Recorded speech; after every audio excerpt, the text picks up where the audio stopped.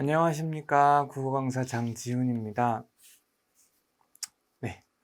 여러분. 네. 안녕하십니까. 국어 강사 장지훈입니다. 어, 우리 이제 오늘이 선생님이 강의 촬영하는 게 8월 12일 금요일이에요. 근데 어제 우리 학생들 검정고시 있었죠. 그래서 그 검정고시 그 해설 강의로 돌아왔습니다.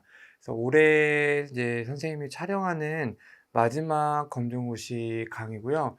뭐 내년에는 뭐 사람 일이 어떻게 되는 건지 모르니까 또 어떻게 될지는 모르겠지만 하여튼 올해는 우리 검정고시 학생들하고는 마지막 강의가 되겠습니다.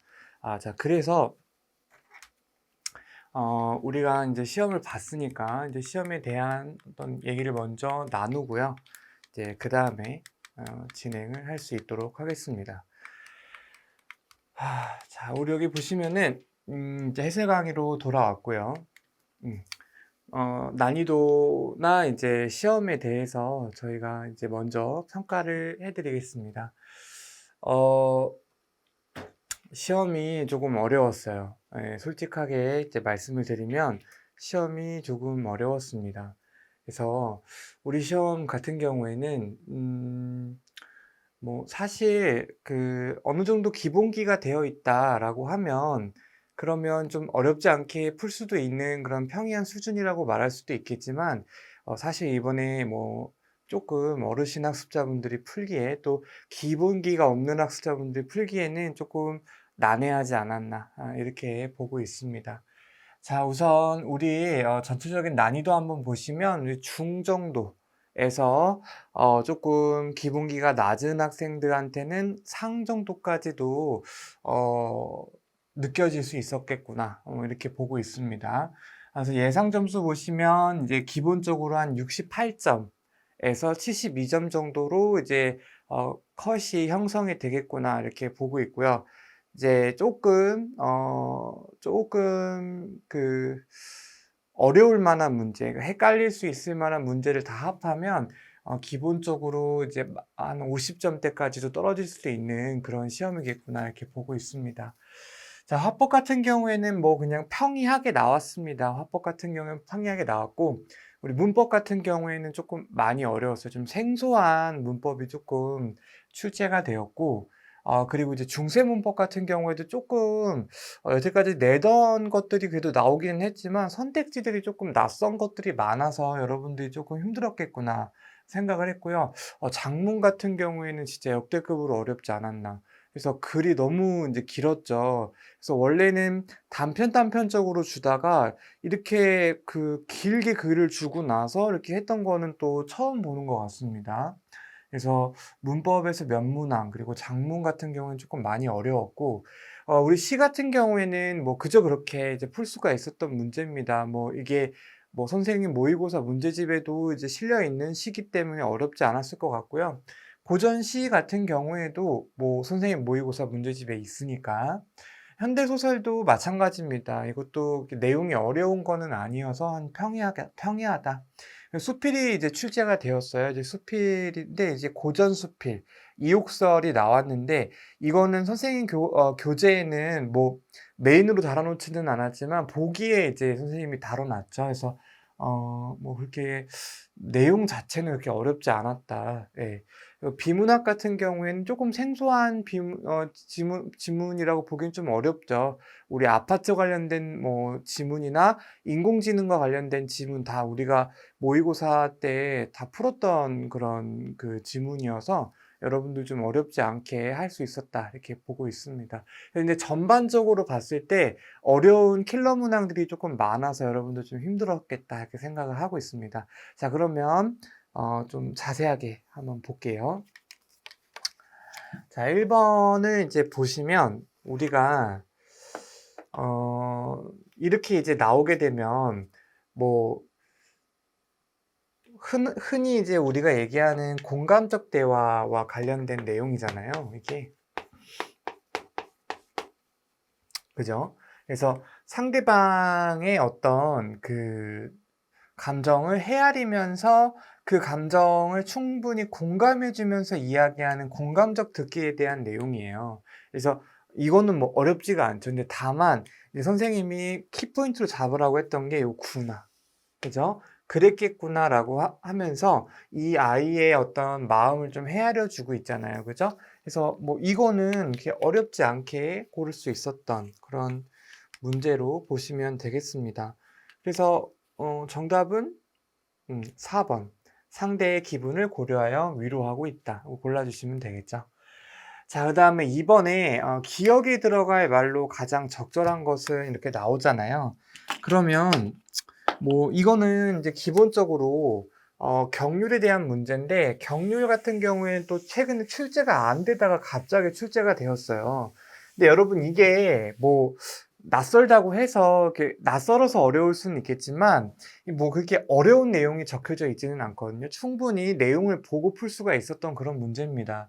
보시면은 자신에 대한 칭찬, 그러니까 상대방이 나를 칭찬하겠구나라는 게 예상이 되죠. 그럼 이 칭찬을 최소화한다라는 게 뭐냐면, 그 칭찬의 어떤 게 이 상대방이 나에게 막 칭찬을 해주면 그 칭찬 자체를 좀 축소시키는 거예요. 그러니까 즉 이게 무슨 뜻이냐면 겸손을 떨어라 이런 뜻이에요.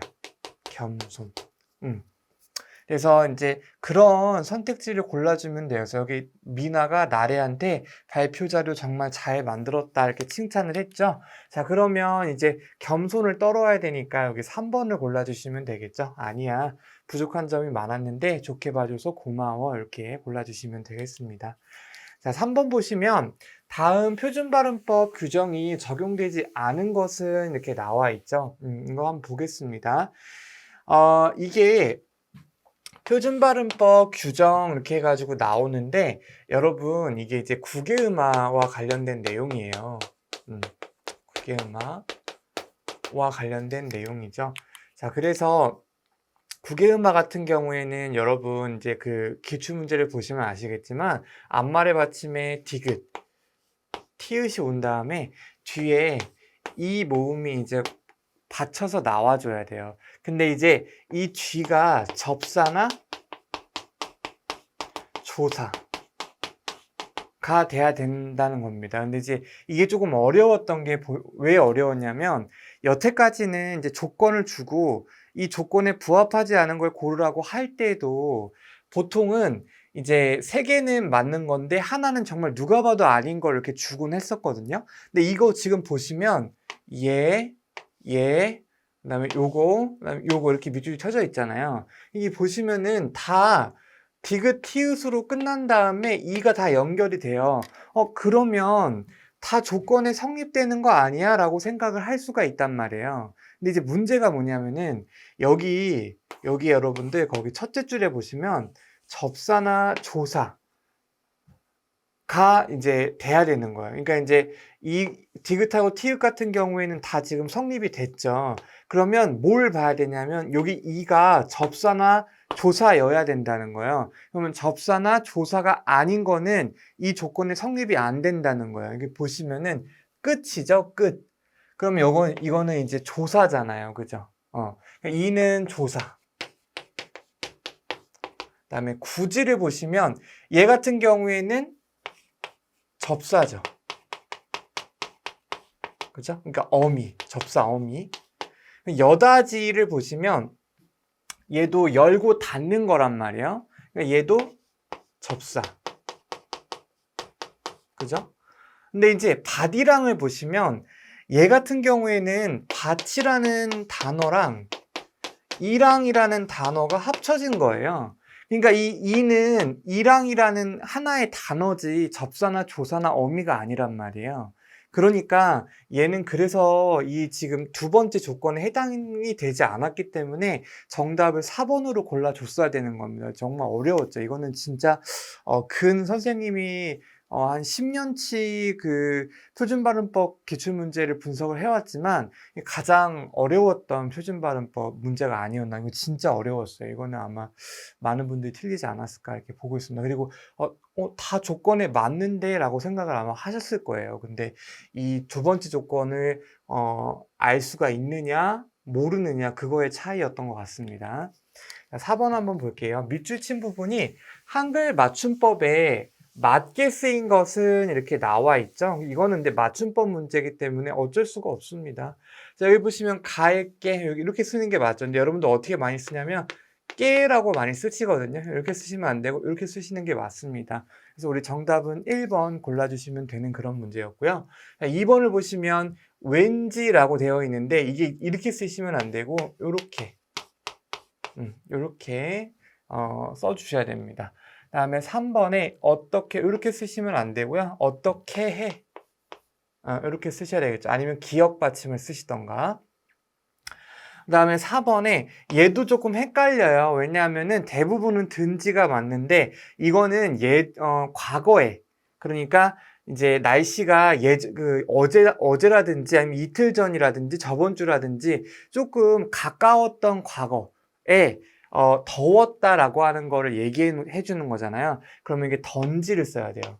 얼마나 덥던지 이렇게 해가지고 던지를 써야 되는데 요즘 든지라고 되어 있기 때문에 그래서 이제 우리 정답을 1번을 골라주셔야 되는 거였습니다. 이제 5번 한번 볼게요.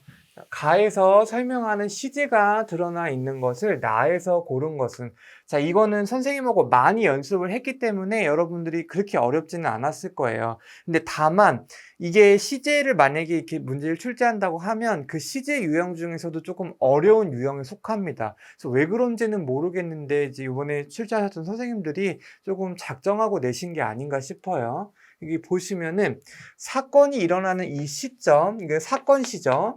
사건 시, 그다음에 말하는 시점이면 발화시예요. 그러면 이 사건 시랑 발화 시가 일치한다. 즉 내가 지금 말하고 있는 시점에 어떤 사건이 발생하고 있는 거예요. 그럼 말하는 시점과 어떤 일이 발생하고 있는 시점이 동시에 일어나고 있으니까 요거는 현재 시제를 이제 고르라는 거예요. 그러면 여기 나와 있는 기억, 니은, 디귿, 리을 중에 현대 시제에 해당하는 걸 고르면 되겠죠. 현재 시제에 우리 선호말 어미로 구분을 해야겠죠. 뭐뭐, 니은, 다. 이런 식으로 나와 있는 게 현재 시제겠죠. 과거 시제 한 번만 정리해 볼게요. 과거 시제 같은 경우에는 선호말 어미가 또는 이렇게 나와야 되고요. 그 다음에 미래 시제 같은 경우에는 뭐뭐 get, 그다음에 뭐뭐 할 것 이런 식으로 나와야겠죠. 그래서 기억, 니은, 디귿, 리을을 보면 여기 니은다, 그죠? 현재, 그다음에 웃는다, 니은다, 현재, 그죠? 그래서 기억하고 디귿을 골라줘야 돼요. 그래서 우리 정답은 2번 골라주시면 되는 그런 문제였고요. 자, 니은을 보시면 이거 아까 했던 거죠? 얼마나 덥던지. 이거 던지 같은 경우에는 예전에 그랬다, 예전에 근심했다라는 얘기죠. 그래서 근심하던 농부. 그러니까 내가 그 긴 가뭄으로 근심하던 농부다. 그러니까 이 가뭄이 지속이 돼 왔고 그 가뭄이 있었던 건 지금이 아니라 예전이니까. 그래서 그 가뭄 때문에 근심하던 농부. 그러니까 즉 이 근심을 했던 건 지금 근심하는 게 아니라 예전에 가뭄 때문에 근심했다 이런 뜻이니까 얘는 과거가 되겠죠. 그다음에 없겠다. 요거 이건 이제 미래 get이죠. 그래서 얘는 미래. 그래서 우리 현재 시제 골라야 되니까 기억하고 디귿. 그래서 2번 골라주셔야 되는 그런 문제였어요. 자, 6번부터 이제 7번 한번 볼게요. 와, 이거 근데 진짜 너무 어려웠어요. 근데 한번 볼게요. 6번 보시면 나의 내용을 고려할 때 가에 A에 들어갈 내용으로 가장 적절한 것은 이렇게 나와 있죠. 이 한번 보겠습니다. 자, 이 보시면 여기 보시면은 A에 들어갈 내용을 골라야 돼요. 근데 이제 여기서 고르는 게 아니고 글을 이제 이 뒤에 글이 나오잖아요. 나가. 그러면 요 개요표 순서대로 이게 뭐라 그래? 개요표잖아. 그죠?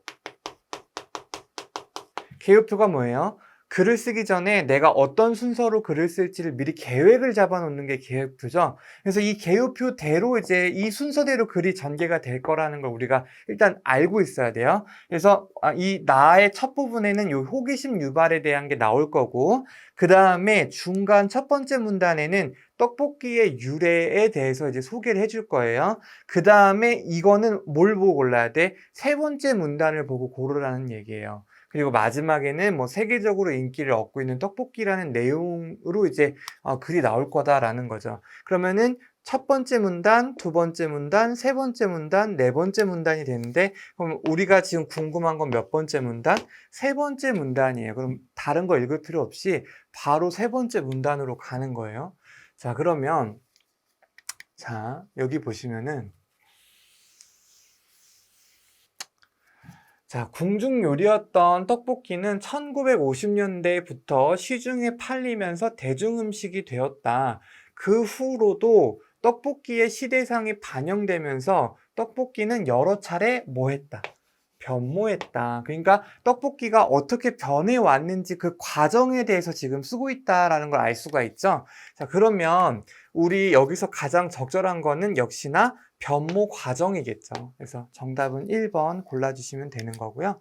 자, 7번을 보시면 고쳐쓰기 문제입니다. 이거는 뭐 계속 풀었던 문제니까 보시면은 1번 같은 경우에는 통일성에 어긋나는 문장이라서 전체적인 맥락에 어울리지 않아서 삭제해야 된다 이런 내용인데 지금 이 글은 떡볶이에 대한 글이었죠. 그러면 이제 기억에 어떤 내용인지 보면 되는데 떡볶이 이외에도 조선시대 궁중요리로 유명한 것은 신설로가 있다라고 나와 있는데 아니 우리가 떡볶이 얘기를 갑자기 하다가 이 얘기를 왜 하냐 이거죠. 그러니까 이제 통일성에 어긋나니까 엉뚱한 문맥의 어떤 글이기 때문에 얘는 이제 다 날려줘야겠죠. 그래서 아까 1번은 그럼 맞는 거고 그 다음에 다시 보시면 니은에 주어와의 호응, 우리 지금 주어, 서술어의 어떤 호응 관계 선생님이 이제 1시간 40분짜리 핵심 정리 특강에서 해드렸죠. 그래서 호응하고 고려해서 이걸 공급 대기로 고쳐야 된다 이렇게 나와 있는데 그러니까 피동 형태로 고쳐야 된다라는 거죠. 그러면 얘가 지금 되다이니까 피동 형태잖아요. 그러면은 주어가 사람이 아니어야 돼요. 그죠? 아니면 사람이어도 뭔가 자기가 주체적으로 한다는 그런 내용이 나와서는 안 되겠죠. 그죠? 자, 그러면 우리 니은을 보면 가스가 공급하게, 그러니까 가스가 자기 스스로 자기를 공급할 수 없잖아요. 사람에 의해서 가스가 공급되는 거겠죠. 그럼 얘도 이제 막 바르게 고친 거예요.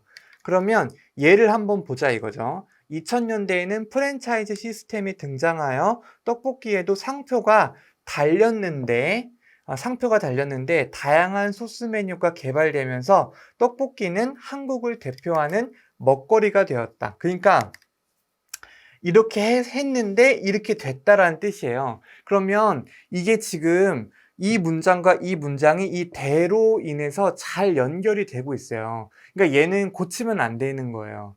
어색하지가 않거든요. 그런데 이거를 보시면 문맥을 고려해서 달렸지만으로 고친대요. 그러면 이게 지만이라고 하는 거는 하지만의 줄임말이죠. 이거 선생님 뭐라 그랬더라? 역접이라 그랬죠. 그러면 앞에 나온 말하고 뒤에 나온 말하고 반대가 돼야 돼요. 그러면 상반되는 내용이 나오는지 비슷한 내용이 나오는지를 보면 되는데 여기 보시면 2000년대에 프랜차이즈 시스템이 등장해서 떡볶이에도 상표가 달렸는데 이렇게 나와 있죠. 그러면은 2000년대부터 떡볶이 프랜차이즈가 만들어졌고 상표가 달렸다. 이게 앞의 내용이에요. 근데 뒤에 내용을 보면 다양한 소스 메뉴가 개발되면서 떡볶이는 한국을 대표하는, 그러니까 결국에는 사람들이 떡볶이를 좋아하다 보니까 2000년대에는 프랜차이즈 사업으로 확장이 되었고 그리고 그렇게 하다못해 한국을 대표하는 요리가 됐다 이렇게 나와 있잖아요. 그러니까 이 떡볶이의 어떤 인기가 점점 늘어난다는 얘기를 계속 하고 있는 거죠. 그러면 앞이나 뒤나 이 떡볶이의 인기가 점점 늘어나고 있다는 걸 얘기하고 있기 때문에 서로 상반된 내용으로 보기가 어려워요. 그러면 지만을 쓰게 되면 내용이 뒤집어진다는 건데 내용이 뒤집어지지 않고 있기 때문에 그대로 써야 됩니다. 고치면 안 돼요. 그래서 우리가 정답이 3번이 되는 거예요, 여기는. 그 다음에 이거 지금 보면 입맛이죠. 요 입맛 같은 경우에는 명사잖아요. 그죠? 명사고 그럼 이 명사 뒤에 나온 뿐 같은 경우에는 조사기 때문에 조사는 앞말에 붙였어야 되겠죠. 그래서 이 조사는 앞말에 붙였어야 되기 때문에 여기 나와 있듯이 이렇게 붙였어야 된다 이렇게 나와 있는 거예요. 그래서 전체적으로 여러분 조금 어려웠던 그런 문제였다. 네. 자, 8번 한번 보겠습니다. 기역부터 리을에 나타난 중세국어의 특징으로 뭐 적절하지 않은 것은 이렇게 나와 있는데, 자, 이거 보시면 그냥 훈민정음 언어예요. 그러니까 이거 그렇게 낯설지 않거든요. 낯설지는 않지만 여러분들이 한 번씩은 다 배웠던 것들이지만 그래도 조금 어려울 수도 있었겠다. 왜냐하면은 조금 생소했어요. 자, 여기 보시면은 모음 뒤에서 주격조사 이가 쓰였다 이렇게 나와 있는데, 여기 보시면 이가 지금 나와 있어요. 내가 즉 내가 이를 위하여 어여삐 여겨. 그러니까 이 주격조사가 들어가 있는 거죠. 그 다음에 여기 보시면 글자를 이렇게 나와 있잖아요. 여기 보시면은 모음조화가 잘 지켜졌다 이렇게 나와 있는데, 모음조화는 중세 당시에는 잘 지켜졌다고 했죠. 모음조화는 근대국어에 들어서면서부터 파괴되기 시작했다 이렇게 말씀을 드렸었고, 요거 우리 핵심정의 특강에서도 말씀을 드렸어요. 모음조화는. 그 다음에 3번 깡충깡충 얘기해드렸잖아요. 그 다음에 3번에 현대국어에 쓰이지 않는 이게 순경은 비읍이죠. 그죠? 이거는 여러분 그냥 상식적으로 지금 이런 글자 안 쓰잖아요. 그죠? 그러면 현대국어에는 이게 없으니까 얘는 당연히 맞겠구나 이렇게 넘겨야 되는 거예요. 이렇게. 그 다음에 4번에 단어의 첫머리, 이거 핵심 정리 특강에서 해드렸죠. 이거 뭐였더라? 어두, 자음, 군. 이거 해드렸잖아요. 그죠? 뭐야? 어두. 단어의 첫 머리에 자음이 군이 뭐라 그랬어? 무리군자라 그랬죠? 그래서 2개 이상 나오는 거, 무리를 지어서 나오는 거. 그래서 딱 보시면 지금 얘가 이렇게 쓰여져 있는 글자잖아요. 그죠? 우리 핵심 정리 특강에서는 이렇게 해드렸잖아. 그죠? 그러니까 이거 보시면은 이 어두의 자음이 지금 무리를 이루어서 나왔잖아요. 그러면 얘 같은 경우에는 단어의 첫머리에 자음이 1개만 오는 게 아니라 지금 2개 왔잖아. 그죠? 근데 여기는 뭐라고 돼 있어? 1개의 자음만이라고 나와 있잖아요. 그죠? 그러니까 이게 틀린 거예요. 근데 눈으로 봐도 이건 알 수가 있는 거거든요. 정답은 4번 골라주시면 되는 거예요. 그러니까 어렵지는 않았는데 약간 생소할 수는 있었겠다. 네, 이 정도. 자, 9번부터 11번 보겠습니다. 이거 뭐 그렇게 낯선 시 아니에요. 그죠? 우리 모의고사 문제집에도 다 실려져 있던 그런 시입니다. 정우승의 시고요. 한번 보겠습니다. 자, 9번에 윗글에 대한 설명으로 가장 적절한 것은 나와 있는데, 미각적 심상이라고 나와 있죠. 이거는 미각적 심상 같은 경우는 맛을 보는 그런 표현이에요. 자, 그 다음에 이번에 역설적 표현이라고 나와 있는데, 어울리지 않는 모순적인 단어가 하나의 구나 하나의 문장에 연속해서 나오게 되면 우리가 역설적 표현이라고 불러주죠. 그죠? 그 다음에 3번 이국적 소재. 이국적 소재라고 하는 거는 우리가 이제 우리 한국의 전통적인 그런 단어들이 아니라 외국에서나 좀 만나볼 법한 그런 단어들이 좀 나온다든지, 우리 동남아라는 시에서도 이렇게 나오잖아요. 그죠? 그냥 그런 것들 얘기하는 거고, 4번의 청유형 문장. 이거 기본적으로 뭘로 끝나야 돼요? 뭐뭐? 자. 이거 시험에 계속 나온다고 했었죠. 그죠? 근데 아니나 다를까 또 나왔잖아요. 그죠? 그다음에 10번을 보시면 윗글에 화자가 추구하는 삶의 모습과 가장 가까운 것은 이렇게 나와 있죠. 그럼 이제 보시면 되는 거예요. 이건 전체적인 내용을 보고 풀어야 되는 그런 문제고, 11번에 시적 의미가 가장 이질적인 거, 이것도 계속 나오는 문항이에요. 그죠? 그래서 나머지 색과 다른 하나를 골라라 이런 뜻이죠. 그죠? 그러면 앞뒤 문맥을 통해서 우리가 좀 유추를 해볼 수가 있겠어요. 그럼 우리가 이제 설계를 했으니까 한번 들어가 보겠습니다. 자, 이제 이거 볼게요. 나는 이제 너에게도 슬픔을 주겠다. 사랑보다 소중한 슬픔을 주겠다. 여러분, 이 소중하다라는 그 표현 같은 경우에는 계속 얘기하지만 플러스죠, 그죠? 근데 슬픔이라고 하는 거는 좀 마이너스잖아요. 근데 슬픔이 소중하다? 이거는 약간 어떤 느낌이냐면, 우리 이영기 시인의 낙화를 보면 이런 구절이 나오죠. 결별이 이룩하는 축복. 그러니까 결별이라는 거는 영영 이별한다라는 건데, 그걸 축복으로 이제 빗대서 표현하고 있잖아요. 그죠? 그러니까 약간 이게 좀 어울리지 않는다고요. 그리고 이제 뭐 우리가 이제 고지종의 첫사랑 공부했잖아요. 그죠? 그 고지종의 첫사랑에도 보면 세상에서 가장 아름다운 상처. 그러니까 아름답다라는 건 플러스인데 상처는 마이너스잖아요. 그러니까 이게 좀 어울리지 않는다고요. 근데 이게 지금 이렇게 플러스 마이너스 모순적인 단어가 이렇게 같이 나오잖아요. 하나 구에. 그러니까 이게 역설이에요. 이런 게. 그죠? 근데 여기에만 있는 게 아니라 역설로 볼 수 있는 것들이 굉장히 많이 나와요. 여기 보면. 그래서 우리가 이거 지금 여기 있었던 이 정답은 역설적 표현이라는 부분을 골라줬어야 되는 거예요. 정답은 2번 골라줘야 되는 거고, 우리가 이제 표현상의 특징을 봤으니까 이제 전체적인 내용과 그다음에 기억부터 리을 중에 다른 거 하나를 골라야 되잖아요. 그죠? 이제 그거 보면 되는 거예요. 자, 근데 보시면 뭔가 너에게 슬픔을 느끼게 해주겠다는 거예요. 그럼 왜 슬픔을 느끼게 해줘야 되는지를 한번 보시면, 겨울밤 거리에서 귤 몇 개 놓고 살아온 추위와 떨고 있는 할머니에게. 그럼 이 할머니는 그 추운 겨울밤에 노점에 앉아서 이제 벌벌 떨면서 귤을 팔고 있는 거야. 그죠? 그럼 어떻게 보면 이 할머니 같은 경우에는 약간 사회적인 약자로 우리가 해석을 할 수가 있겠다. 그죠? 자, 그런데 이렇게 힘든 할머니한테 귤값을 깎으면서 기뻐하던 너를 위하여, 그러니까 너는 너만 안다 이 얘기예요. 그 할머니가 오들오들 떨면서 그 추운 겨울밤에 귤을 팔고 있는데 그냥 제 값에 다 사주지 그걸 뭘 깎고 있냐, 그럼 그걸 또 깎으면서 또 좋아하냐, 이런 얘기예요. 그러니까 너한테도 이 슬픔이라고 하는 거를 좀 느끼게 해주겠다. 그러니까 다른 사람의 아픔을 조금 헤아릴 수 있게끔 너한테도 좀 아픔을 느끼게 해주겠다. 이런 내용의 시예요, 지금. 그죠? 그러니까 할머니는 어떤 약자로 볼 수가 있는 거죠. 그럼 그런 스탠스로 니은, 디귿, 리을을 보시면 되는 거예요. 자, 그러면 니은의 동사자. 동사자는 어떤 사람? 얼어 죽은 사람을 동사자라고 하죠. 그죠? 그래서 이 얼어 죽은 사람이 가만히, 그러니까 얼어 죽은 사람이 있는데 이 얼어 죽은 사람한테 무관심한 너. 그죠?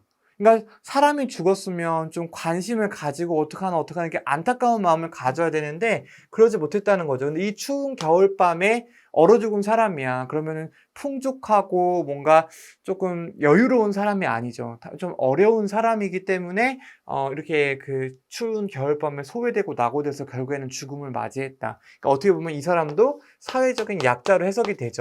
그런데 이 겨울밤에 오들오들 떨면서 귤을 팔던 할머니나 이 겨울밤에 죽은 동사자나 둘 다 약자로 해석을 할 수가 있지만, 이러한 약자들을 대하는 너의 태도가 어떻다? 무관심하다. 즉 이런 약자들과 너를 지금 어떻게 하고 있는 거예요?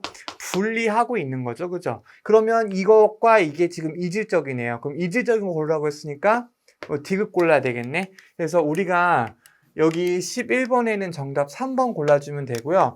여기 지금 10번에 보시면 이 추구하는 삶이 무엇인가에 대한 글이에요. 그럼 이제 이게 뭘 골라야 되겠냐면은 이런 약자들의 어떤 아픔이나 슬픔을 좀 공감해 줄 수 있는 그런 사람이 되어라. 그래서 네가 그런 사람이 될 수 있도록 뭘 주겠다. 너에게도 슬픔을 주겠다. 이런 얘기예요. 그러면 어떻게 하라는 거야? 이런 어려운 이웃들과 더불어 사는 그런 삶을 좀 추구한다. 이렇게 보면 되겠죠. 그래서 우리가 정답은 1번 골라주시면 되는 겁니다. 자, 그래서 12번, 14번 이제 한번 볼게요. 12, 13, 14번. 이거 박완서 그 작가의 소설인데 엄마의 말뚝이라는 소설이죠. 그런데 이 엄마의 말뚝이라는 소설은 여러분들 선생님 모의고사 문제집에도 있었고 이 부분이 그대로 실려 있어요. 근데 내용을 이제 기억을 혹시 하시는지는 모르겠지만 이게 6.25 전쟁에 대한 이야기죠. 그래서 6.25로 인해서 이 엄마가 아들을 잃었고, 그래서 이 분단이라고 하는 이 현실이 계속 이제 이어지잖아요. 그러니까 이 전쟁과 분단의 어떤 맞서는 한 엄마의 이야기. 이게 이제 엄마의 말뚝이죠. 그래서 12번을 보시면 윗글에 대한 설명으로 가장 적절한 것은 나와요. 그러면 1번부터 4번까지를 보면은 다 서술자에 대한 이야기예요. 기본적으로. 1번 보시면 배경묘사를 통해 인물의 심리를 암시한다. 배경묘사라고 하는 건 공간적인 배경을 묘사한다가 되겠죠. 그죠? 아니면 시간적인 배경을 묘사하거나, 그다음에 2번을 보시면 과거 회상. 그러니까 서술자가 계속해서 옛날에 있었던 일을 얘기하고 있는지를 보면 되는데, 이 과거 회상은 우리가 직관적으로 볼 수가 있어요. 그다음에 3번 공간의 이동. 그러니까 공간이 계속 바뀌고 있는지를 보면 되는 거고 4번에 다양한 인물의 경험을 사파 형식으로 나열하고 있다. 그러니까 이야기를 삽입했다라는 거예요. 그러니까 이제 기본적으로 인물이 다양한 경험을 했다는 게 좀 드러나야겠지.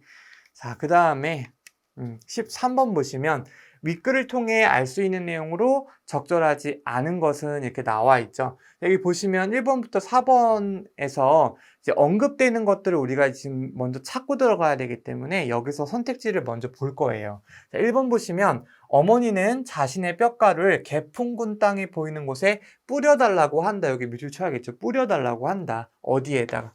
개풍군 땅이 보이는 곳에다가. 자, 2번에 어머니는 자신의 유언을 지킬 수 있는 사람은 나밖에 없다. 밑줄 쳐주세요. 나밖에 없다. 3번 올케는 자신의 아들들을 생각해서 오빠를 공동묘지로 이장하자고 주장했다. 공동묘지 이장 밑줄 쳐야겠죠. 4번에 올케는 오빠의 죽음을 자신의 탓이라고 생각해 어머니와 밑줄 쳐야겠죠. 합하는 것을 반대했다. 정말 그랬는지를 보면 되는 거죠. 자, 14번 보시면 어머니에게 기억의 의미가 무엇이겠느냐. 그럼 밑줄 친 기억의 의미를 앞뒤 문맥을 통해서 파악을 하면 되는 거예요. 그죠?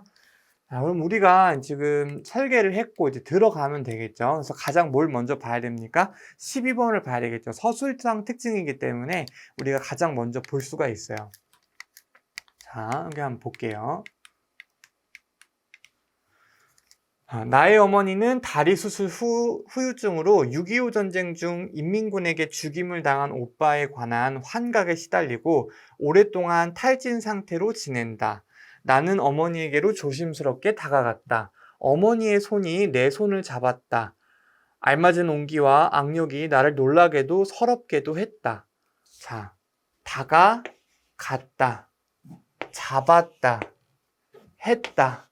다 언제 얘기예요? 과거 얘기죠. 그러면 예전에 있었던 그 과거를 떠올리면서 예전에 있었던 일을 서술자가 우리한테 들려준다라는 걸 알 수가 있네. 그러면 기본적으로 뭐야? 다 과거 시제니까. 과거 회상이라는 걸 알 수가 있죠? 그러면 우리 아까 여기 12번에 정답은 2번 골라주면 되겠네요. 그죠? 그래서 이렇게 어렵지 않게 골랐고 그 다음에 계속 볼게요. 계속 보겠습니다. 나 죽거든 행여 묘지 쓰지 말거라 이렇게 얘기해요. 어머니의 목소리는 평상시처럼 잔잔하고 만만치 않았다. 네, 다 들으셨군요. 그래, 마침 듣기 잘했다. 그렇잖아도 언제고 꼭 일러두려고 했는데 유언 삼아 일러두는 게니 잘 들어뒀다. 어김없이 시행토록 해라. 나 죽거든 내가 네 오래비한테 해준 것처럼 해다오. 누가 뭐래도 그렇게 해다오. 누가 뭐 이제 여기 보시면 우리가 유언 삼아 그러니까 지금 나한테 유언을 남기고 있다는 걸 알 수가 있는 거죠. 그죠? 어떤 유언을 남기는지 보시면 그럴 수 있는 건 너밖에 없다. 그러니까 이제 오빠한테 했던 것처럼 나한테도 똑같이 해다오. 근데 이건 유언인데 내 유언을 들어줄 수 있는 사람은 너밖에 없기 때문에 너한테 부탁하는 거야. 이렇게 얘기하는 거죠. 그러면 우리 아까 읽었던 그 선택지 중에서 이런 내용이 있었던 게 있어요. 여기 보시면은 자신의 유언을 지킬 수 있는 사람은 나밖에 없다고 생각한다. 여기 나와 있잖아요. 그죠? 그럼 이건 적절하지 않은 거 고르는 거기 때문에 적어도 2번은 정답이 될 수가 없겠죠. 자, 그럼 계속 볼게요. 예. 오빠처럼요? 그래, 꼭 그대로 그걸 설마 잊고 있진 않겠지. 있다니요. 그걸 어떻게 잊을 수가. 어머니의 손의 악력은 정정했을 때처럼, 아니, 나를 끌고 농바위 고개를 넘을 때처럼 강한 줏대와 고집을 느끼게 했다. 자, 오빠의 이 시신은 처음엔 무학제국에 넘어 벌판에 밥머리에 감회장했다. 행여 병사자 취급하듯이 형식과 절차 없는 매장이었지만 무정부 상태의 텅 빈 도시에서 우리 모녀의 가냘픈 힘만으로 그것 이상은 가능한 일이 아니었다. 그러니까 6.25 전쟁 중에 이제 이 오빠가 죽은 거예요. 그래서 일단은 그 죽은 오빠가 이제 당연히 성인 남성이니까 무거웠겠지. 그러니까 어떻게 했다는 거야? 젊은 나랑, 그러니까 어렸던 나랑 어머니랑 여자가 둘이니까 이 가냘픈 여자 둘이서 이제 장정인 성인 남성을 어떻게 할 수가 없으니까 일단은 감회장을 했다는 거죠. 그냥 뭐 형식조차 없이 그냥 묻었어. 그냥 무학재 쪽에다가. 자, 그런데 그렇게 했다가 서울에 이제 수복되고 나서 화장장이 정상화되자마자 어머니는 오빠를 화장할 것을 의논해 왔다. 화장이라는 건 이제 묻지 않고 이제 시체를 불태워서 뼈가루를 만든다는 거잖아요. 그때 우리와 함께 하게 된 올케는 아비 없는 아들들, 그러니까 이제 이 아들이 죽은 아들이 전쟁으로 죽은 아들이 결혼을 해서 애들까지 있었던 사람이었다는 걸 알 수가 있죠. 그러니까 이 올케는 아비 없는 아들들에게 무덤이라도 남겨줘야 한다. 그래서 공동묘지로라도 이장을 하자 이렇게 나와 있죠. 그러니까 그렇다는 건 우리 지금 이 엄마는 이 6.25 전쟁으로 죽은 아들을 어떻게 하겠다. 화장을 하고 싶다고 얘기를 했는데 부인이었던 이 올케는 어머니하고 달리 어떻게 하겠다는 거야. 이 아들들, 그러니까 이 아비를 잃은 아들들을 위해서 무덤이라도 남겨줘야 되니까 이 공동묘지로라도 이장을 시키자 이렇게 얘기를 했단 말이에요. 그러면 이제 엄마는 화장하자고 하고 올케는 공동묘지로 이장을 하자 이렇게 얘기한단 말이에요. 그러면 우리 이런 내용이 아까 있었어요. 어떤 내용이냐면 올케는 자신의 아들들을 생각해서 오빠를 공동묘지로 이장하자. 이게 나와 있잖아요. 그죠? 그럼 이것도 맞는 거죠. 지워야 되겠고. 그러면 정답은 1번 아니면 4번이겠죠. 자, 그다음 볼게요. 그래서 이 공동묘지로라도 이장할 것을 주장했다. 어머니는 오빠를 죽게 한 것이 자기 죄처럼 젊어 과부된 며느리, 그러니까 이 올케를 얘기하겠지. 그래서 이 젊어 과부된 며느리한테 기가 죽어 지냈었는데, 그러니까 누가 누구한테 기가 죽었다는 거야? 엄마가 젊어서 과부된 며느리한테 기가 죽었다는 거지. 그러면은 기가 죽은 거는 올케가 아니라 엄마가 올케한테 기가 죽은 거야. 그러니까 아무래도 이제 젊어서 과부가 됐으니까 그 과부가 돼가지고 홀로 이제 손주들을 키우는 며느리 눈치를 조금 엄마가 본 거겠죠. 그러면 여기 나와 있는 게 이제 아까 뭐였냐면은 여기 올케는 오빠의 죽음을 자신의 탓이라고 생각해서 어머니와 합하는 것을 반대했다. 이게 엄마가 오빠의 죽음을 자신의 탓이라고 생각을 했고 그래서 엄마가 올케의 눈치를 봤다고 나와 있지 올케가 오빠의 죽음을 자신의 탓이라고 생각하면서 엄마 눈치를 본 게 아니란 말이에요. 그래서 정답은 4번 골라주시면 되는 거였고 그래서 이제 우리가 이제 마지막으로 풀어볼 건 요거 기억의 의미를 이제 골라줘야 되는데 기억의 의미를 한번 볼게요. 이 한 줌의 먼지. 그러니까 이제 이 한 줌의 먼지라는 거는 결국은 오빠를 화장을 했죠. 화장을 했는데 내가 죽거든 너네 오빠처럼 나도 화장해달라 이거예요. 그러면 왜 엄마는 이 한 줌의 먼지가 되고 싶어 했는가? 그럼 여기 뒤에 보통 이유가 나오죠. 뭐라고 나와 있냐면 어머니에게 그 한 줌의 먼지와 바람은 결코 미약한 게 아니야. 이 한 줌의 먼지가 되는 것은 미약한 게 아니래요. 그야말로 어머니를 짓밟고 모든 것을 빼앗아간 어머니가 도저히 이해할 수 없는 이 분단. 그러니까 우리 민족이 지금 전쟁을 통해서 이념이 달라서 서로 지금 이렇게 분단이 되어 있죠. 이 분단이라는 괴물을 홀로 거역할 수 있는 유일한 수단, 즉 분단에 뭐 하는 거예요? 거역하는 수단이라고 나와 있죠. 그럼 이 어머니가 자신을 화장해달라고 하는 이 말과 이 행위는 단순히 내가 화장이 되어지고 싶어서가 아니라 이 나의 행동의 의미에는 이 분단이라고 하는 말도 안 되는 이 상황, 우리 아들을 죽게 만든 그리고 우리 민족을 이렇게 힘들게 만든 전쟁과 분단이라고 하는 그 괴물한테 어떻게 하는 거? 거역하는 유일한 수단이라는 거. 그래서 우리가 그런 의미의 선택지를 고르면 되기 때문에 이 분단의 비극에 맞서려는 것, 즉 거역한다, 맞선다, 변환 진술이죠. 정답은 2번 골라주시면 되는 거였어요. 자, 15번부터 16번 한번 보겠습니다. 요거는 여러분 평시조죠. 다행히 가사가 나오지 않았기 때문에 요거는 이제 감사하면서 이제 풀어야 돼요. 15번 보시면 이 가장 적절한 거 고르라고 나와 있죠. 그럼 1번부터 4번인데 기본적으로 3번은 정답이 될 수가 없죠. 왜냐하면 후렴구가 나오는 거는 가요만 후렴구가 나오잖아. 그럼 얘는 당연히 지우고 시작을 해야 돼요. 그다음에 4번에 자연과 인간을 대비한다 이렇게 나와 있는데 우리 작자가 황진이죠. 황진이는 이제 자연보다는 애정과 관련된 시조를 많이 썼기 때문에 얘는 또 정답이 될 수가 없고, 그럼 1번 아니면 2번인데 이 대상을 비판한다고 나와 있잖아요. 그 비판이라고 하는 건 사실 풍자를 얘기하는데 이 평시조 같은 경우에는 조선 전기 양식이기 때문에 풍자의 어떤 느낌이 드러난다기보다는 뭔가 자연 예찬이라든지 선비의 절개라든지 아니면 이런 그 황진의 시조처럼 애정과 관련된 것들, 이런 것들이 주로 나왔고, 이 비판과 관련된 것, 탕가놀이의 비판, 뭐 신분제도에 대한 비판, 이런 것들은 보통 어디 나와요? 사설시조, 조선 후기 양식이나 되어서야 나온단 말이야. 그럼 얘도 이 시조의 시기상 맞지가 않죠. 그럼 정답은 남은 거 1번밖에 없어요. 그래서 추상적인 대상을, 그러니까 눈에 보이지 않는 대상을 구체화시켰다라는 거거든요.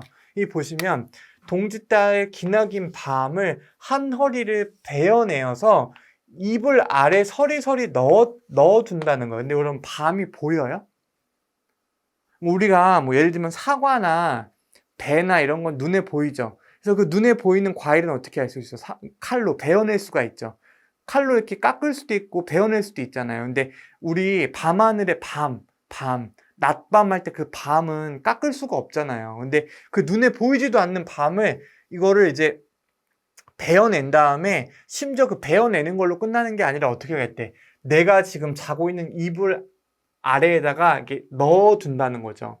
그러니까 이 보이지 않는 추상적인 대상을 이렇게 구체화시키는 부분이에요. 이런 부분들이. 그래서 우리가 15번에는 1번을 고르면 되는 거였고, 16번을 보시면 윗글의 화자에 대한 설명으로 가장 적절한 것은 나와 있죠. 그러니까 지금 사랑하는 사람이 없이 혼자 독수공방하는 여인의 이야기잖아. 그렇기 때문에 당연히 이 지금 내가 혼자 보는 이 밤을 베어내서 어떻게 하겠다는 거예요. 내 이불 아래 넣어놨다가 내가 좋아하는 이 나의 님이 오게 되면은 이제 꺼내서 얘기해 주겠다, 이런 얘기예요. 그러면 내가 얼마나 네가 없었을 때 혼자 힘들었고 외로웠는지를 네가 오면 얘기해 주겠다, 이런 얘기거든. 그러니까 언제든지 돌아와라, 기다리고 있다, 이런 얘기예요. 그러면 인과 이별했던 순간을 떠올리며 자책하고 있다, 이거 제일 많이 골랐거든요. 이거 아니죠. 뭔가 자책하는 그런 느낌이 아니라 차분하게 독서 공부하고 있지만 차분하게 기다리고 있는 거야. 그죠? 그리고 그 사람을 그리워하고 있는 거지. 그러면 여기 보시면은 인과 함께 더 많은 시간을 보내기를 소망하고 있는 사람이 되겠죠. 그러니까 함께 하고 싶다, 돌아와라, 이런 내용이에요. 그래서 정답은 3번 골라주시면 돼요. 17번부터 18번, 19번 문제 볼 건데, 요거 이제 고전 수필이죠. 근데 우리 고줄 같은 경우에는 이 수필 같은 경우에 많이 출제가 안 되다가 최근에 수우직이라는 수필이 출제된 것을 시작으로 해서 수필이 계속 나오고 있는데, 뭔가 약간 분위기가 현대 수필보다는 고전 수필을 조금 선호하시는 것 같아요. 우리 수호제기 같은 경우에도 정약용의 수호제기였죠. 그죠? 정약용의 수호제기도 이게 조선시대의 고전 수필이고, 이 이욕설도 마찬가지예요. 옛날 그 수필이에요. 그래서 약간 고전 수필을 조금 선호하게 되지 않았나, 이렇게 보고 있습니다. 한번 볼게요. 이거는 윗글에 대한 설명이니까 갈래적인 특성에 대한 문제네요. 그죠? 수필은 핵심 키워드가 선생님이 1시간 40분짜리 핵심적인 특강에서도 말씀드렸지만 체험, 경험, 실제 내가 경험했던 이야기를 쓰는 거였잖아요. 그래서 소설과 대치된다고 했었죠. 정답은 4번 골라주시면 되는 거예요. 나머지는 뭐 말도 안 되는 거고. 그다음에 18번 문제 보시면 가와 의미가 유사한 것을 기역부터 리을에서 고른 것은 이렇게 나와 있죠. 그러면 요것도 이제 문맥을 통해서 보시면 되는 거예요. 그다음에 19번 보시면 윗글을 읽은 독자의 반응으로 적절하지 않은 거 골라라, 이렇게 나와 있죠. 한번 같이 볼게요. 집에 오래 지탱할 수 없이 퇴락한 행랑채 3칸이 있어서 나는 부득이 그것을 모두 수리하게 되었다. 이때 그중 2칸은 비가 샌 지 오래됐는데 나는 그것을 알고도 어물어물하다가, 그러니까 행랑채에 비가 이렇게 많이 와서 이게 지금 망가졌다, 이런 뜻이에요. 근데 이제 그 비가 와서 망가진 행랑채를 바로 고치지 않았다. 어떻게 했다는 거예요? 어물어물하다가, 그러니까 이게 인제 그냥 귀찮으니까. 귀찮잖아. 그죠? 이거 수리하려면 그것도 일이에요. 그죠? 단독주택 사는 사람들 다 알 거 아니에요. 그죠? 아파트는 몰라도 이 단독주택 같은 경우에 비가 많이 오면 어떻게 돼요?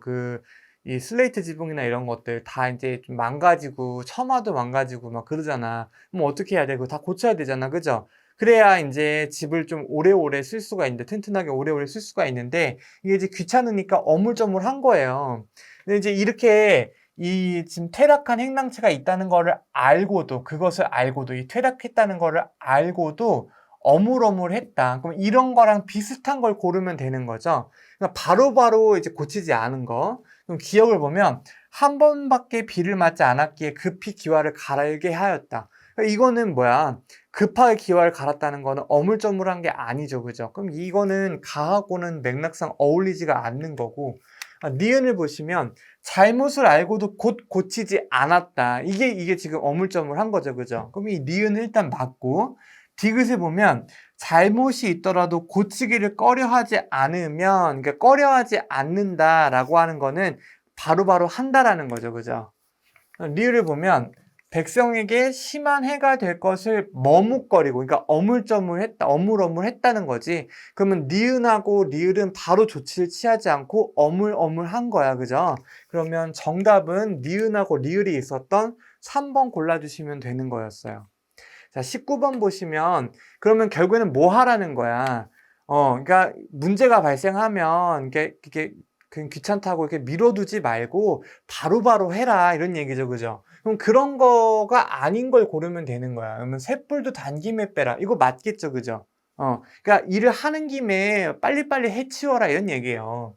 12번에 나쁜 습관을 바로 고치지 않으면 이렇게 나와있죠. 그럼 나쁜 습관은 바로 고쳐라, 이런 얘기죠.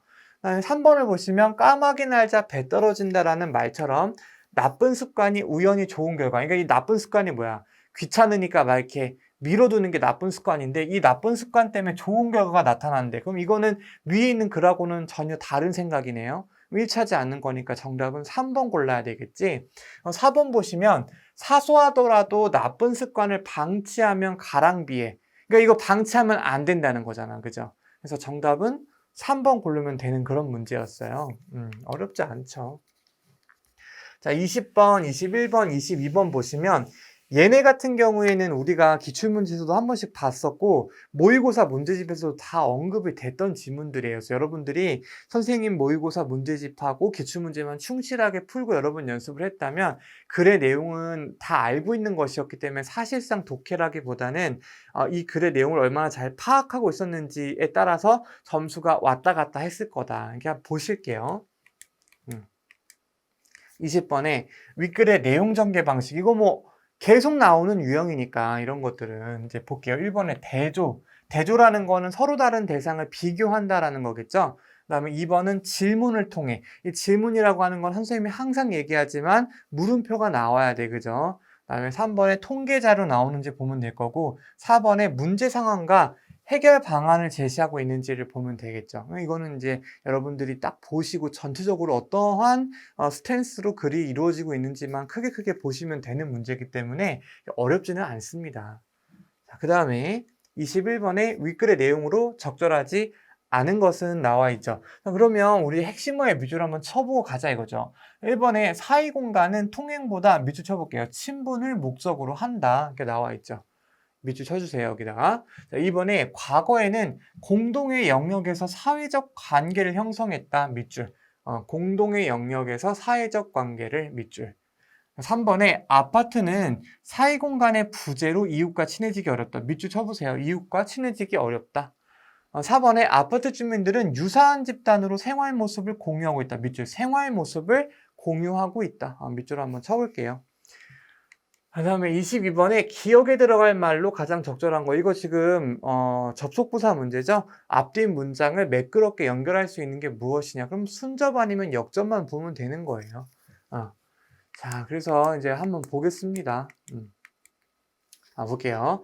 마을은 지역사회를 기반으로 사람들 사이에 관계가 형성되어 있어야 하고 물리적으로는 개인의 공간과 공공의 공간 사이에 중간적 성격의 공간이 있어야 한다. 그래서 이 중간적 성격의 공간이 뭐냐면 사이 공간이라고 하는 것인데, 이는 통행을 목적으로 하는 공간이라기보다 주민들 사이에 사적 관계를 형성하는 공동의 영역이라고 할 수 있다. 뭐가? 사이 공간이. 그러니까 단순한 통행 공간이 아니라 주민들 사이에 어떤 사적인 관계를 형성해주는 공동의 영역이다. 무엇이?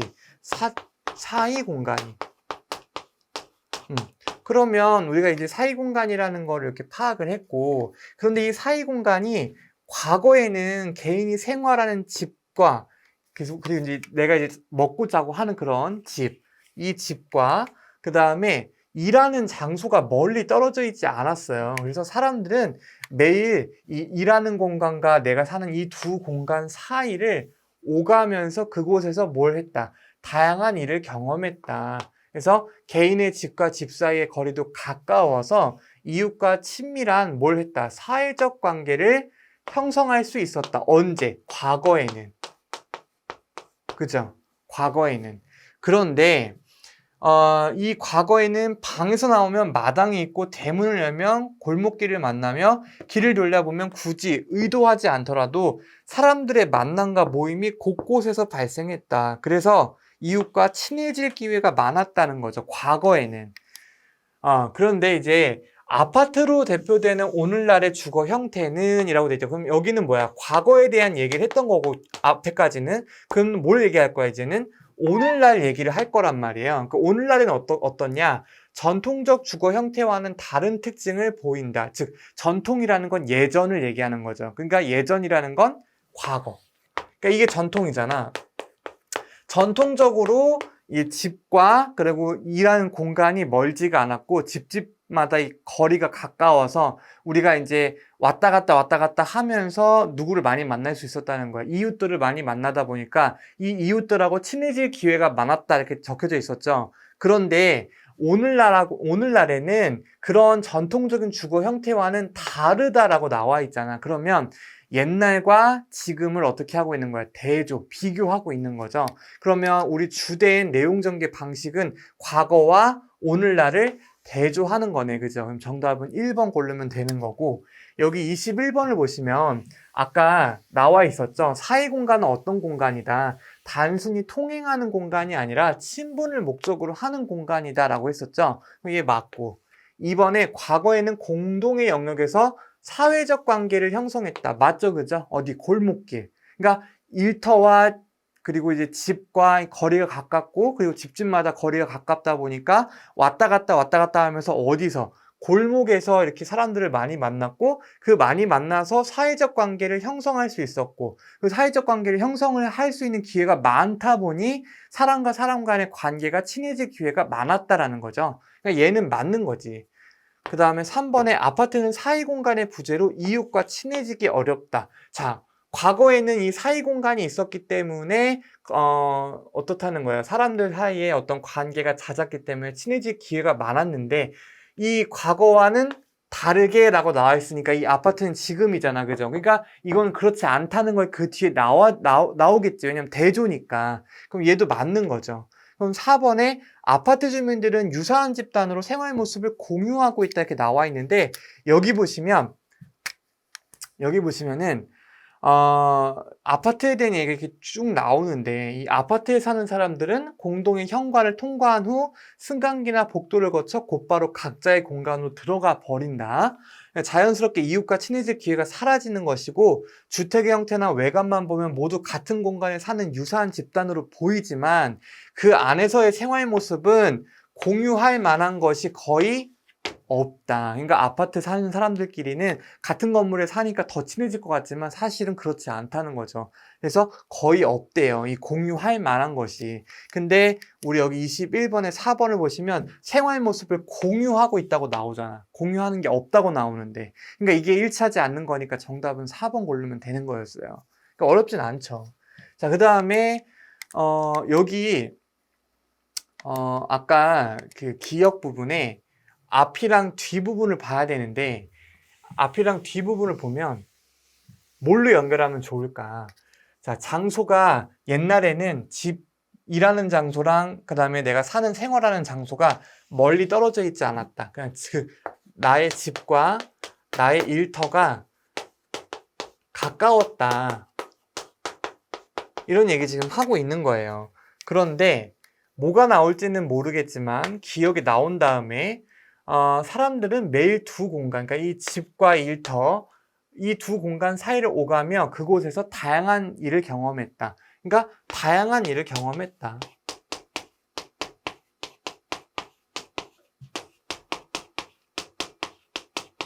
그러니까 집하고 일터가 가까웠기 때문에 다양한 일을 경험할 수 있었다가 되겠죠. 그죠? 그러면 이 앞문장이 이유가 되는 거고, 이 뒷문장이 결과가 되는 거예요. 그죠? 왜냐하면, 보세요. 집과 그러니까 일하는 장소가 멀리 떨어져 있지 않았어. 이게 이유예요. 그러다 보니까 이 멀리 떨어져 있지 않다 보니까 사람들이 이 두 공간, 그러니까 집과 일터 사이 이 두 공간 사이를 오가며 그곳에서 뭘 할 수가 있었다는 거예요. 다양한 일을 경험할 수가 있었어. 왜? 멀리 떨어져 있지 않았기 때문에. 그러면 당연히 앞이 이유, 뒤가 결과면 순접이니까 그래서 따라서 그러므로 이런 거 넣어줘야 되겠죠. 우리 정답은 1번 골라주면 되는 거예요. 그래서 집과 일터가 가까웠다. 그래서 다양한 경험을 할 수가 있었다. 이렇게 나와야겠죠. 자, 여러분. 그 다음에 23, 24, 25번 이제 풀 수 있도록 하겠습니다. 인공지능과 관련된 글이었죠. 이거 우리가 풀었었어요. 네, 풀었었기 때문에 어렵지 않게 여러분 그 내용은 파악할 수 있었을 거예요. 그래서 비문학 지문 같은 경우에는 우리가 다 봤던 지문이기 때문에 어렵지 않았을 거다. 네, 보겠습니다. 자, 23번에 윗글의 내용으로 적절하지 않은 거 골라라 이렇게 나와 있죠. 1번 보시면 인공지능의 발달이 인간에게 축복이 될지 재앙이 될지는 알 수 없다. 밑줄 한번 쳐볼게요. 2번에 입법적 차원과 기술적 차원에서 인공지능을 통제할 방법을 밑줄, 통제할 방법을 생각할 수 있다. 밑줄. 3번 인공지능이 인간의 의식 현상을 구현하면 인간과 인공지능은 밑줄 쳐볼게요. 구분될 수 없다. 4번에 인류의 역사와 문명은 결핍과 고통에서 느낀 감정을 동력으로 발달해왔다. 밑줄 쳐볼게요. 결핍과 고통. 24번 기억부터 리을. 이거는 사전적 의미에 대한 거기 때문에 글의 내용과는 하등 상관이 없죠. 그래서 밑줄 친 단어의 뜻만 보고 풀 수 있으면 되는 겁니다. 25번에 가에 해당하는 것으로 가장 적절한 것은, 그러면 이제 가의 앞뒤 문맥을 보고 풀면 되겠죠. 자, 그러면 24번 문제 먼저 풀고 갈게요. 사전적 의미니까. 기억부터 한번 보겠습니다. 기억은 역전, 관계를 역전시킨다 라고 나와 있죠. 역전이라고 나와 있고, 그 다음에 니은을 보시면 통제죠. 통제. 그 다음에 디귿 한번 볼게요. 디귿은 모방. 그 다음에 리을 한번 보겠습니다. 리을은 규정한다 이렇게 나와 있죠. 규정. 이제 보겠습니다. 1번에 역전, 형세가 뒤집혀진다. 맞겠죠, 그죠? 예, 뭐 가벼운 거니까. 2번에 통제, 힘으로 으르고 협박한다. 여러분, 이거는 아니에요, 그죠? 통제한다는 거는 통솔하고 약간 제한을 준다. 이런 의미지, 뭐 약간 이제 뭔가 하지 못하게 한다라는 의미지, 협박한다 이런 의미로 쓰이는 단어는 아니죠. 정답은 니은 2번 골라주면 되겠고요.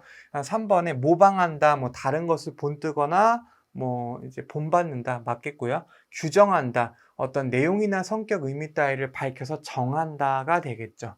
그래서 우리 정답은 2번 골라주면 되는 거였고요. 그 다음에 이제 계속 보겠습니다. 처음부터 볼게요. 인공지능은 컴퓨터 프로그램을 활용해 인간과 비슷한 인지적 능력을 구현한 기술을 말한다. 인공지능이 인간의 말을 알아듣고 명령을 실행하는 똑똑한 기계가 되는 것은 반길 일인가? 아니면 주인과 노예의 관계를 역전시키는 재앙이라고 경계해야 할 일인가?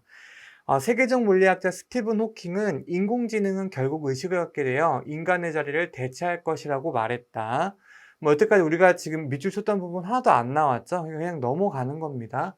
생각하는 기계가 축복이 될지 재앙이 될지는 어떻게 알 수가 없다라고 나와 있죠. 그죠? 그래서 이 생각하는 기계가 축복이 될지 아니면 우리한테 재앙으로 다가오게 될지는 알 수가 없다. 이렇게 나와 있죠. 자, 그러면 여기 나와 있잖아요. 그죠?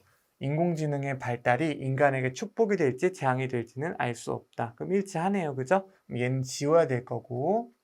그래서 올라가 볼게요. 분명한 것은 인류가 이제껏 고민해 본 적이 없는 문제와 마주했다는 점이다. 새로운 고민이죠. 그죠?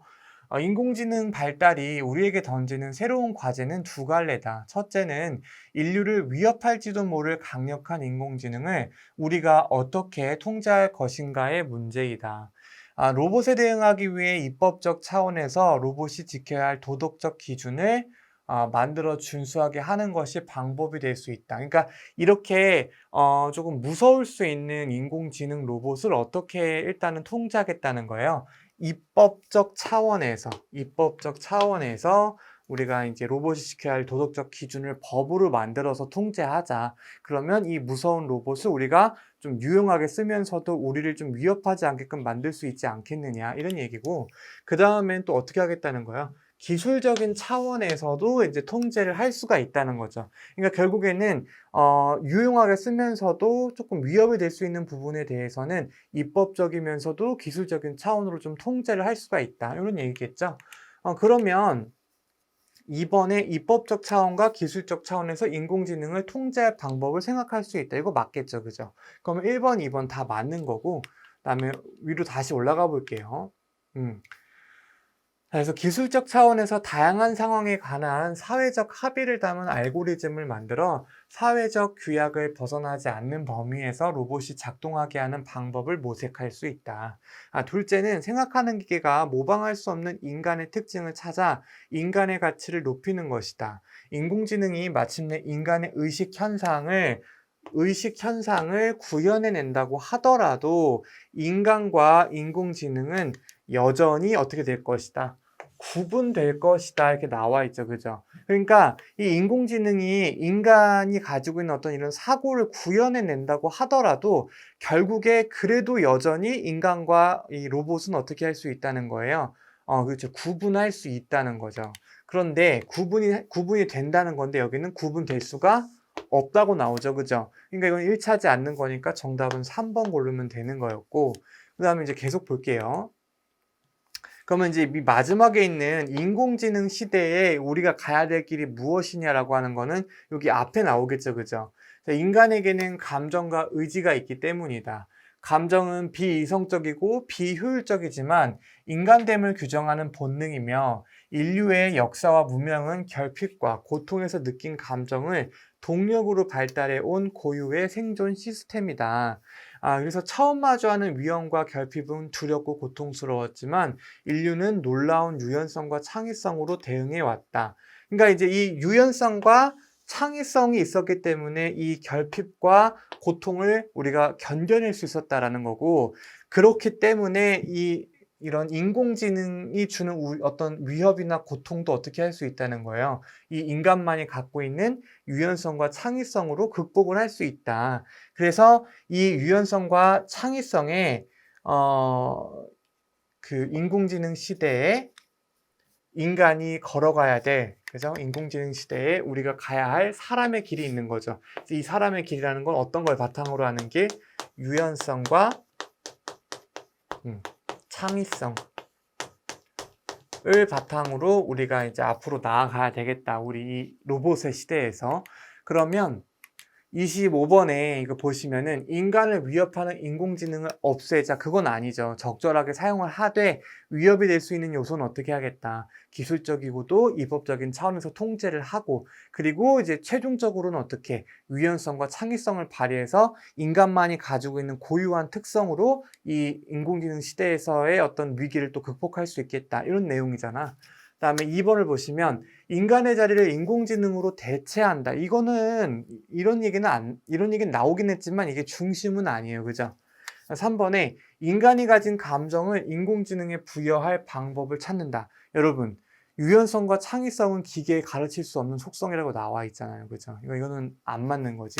4번에 인간 고유의 속성. 그 고유의 속성이 뭐예요? 유연성과 창의성이죠. 그래서 이 유연성과 창의성, 인간만이 가질 수 있는 이러한 고유한 속성을 발휘해서 인공지능 시대에 대응한다. 그래서 정답은 4번이 되겠죠.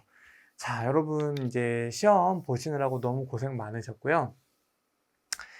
그 결과가 이제 8월 30일 날 나올 거예요. 그죠? 여러분들 너무 그 시험을 잘 못 본다고 하더라도 자책하지 않으셨으면 좋겠습니다. 어, 우리가 이제 사실 인간이 한 번에 무언가를 성공하면 너무너무 좋겠지만 사람이 사실 원하는 대로 살 수 있을 때보다 원하지 않는 대로 살아야 할 때가 더 많아요.